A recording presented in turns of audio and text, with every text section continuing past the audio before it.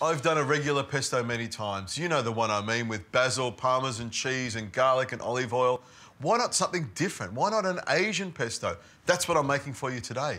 It's a pesto that you can use on noodles, fish, even lamb chops. Here's what you do. You start with a MAGIMIX, and as you can see here, I've got the small bowl with the small blade.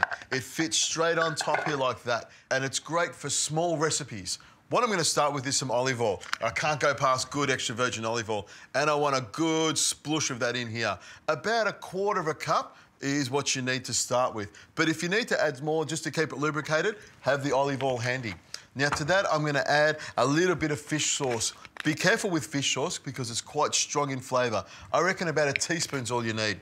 Soy sauce, that's where the seasoning comes from. About 2 tablespoons is perfect. I've got some ginger here. Now, with the ginger, I always like to slice it up a little bit to make sure it breaks apart. It can be quite fibrous at times. And with garlic, I'll give that a little bit of a chop as well. Look at that, beautiful fresh garlic and ginger. In it goes. Now, to give it some body, normally with a pesto, I would use pine nuts, but in this case, I'm using macadamia nuts. And I reckon that's about half a handful, maybe 1/4 cup. In they go.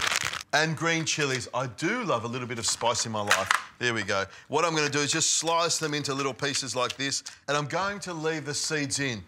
I want a bit of extra spice today. I've got some spring onions, and what I'm going to do is just cut them into smaller pieces like this so they fit into the bowl. And of course, coriander. Not everyone likes coriander, but I love it. And I'm going to add the tops here. That's about half a bunch. Into the MAGIMIX it goes. Now, all you need to do is pop the lid on like this, make sure it's locked in, and then press the start button.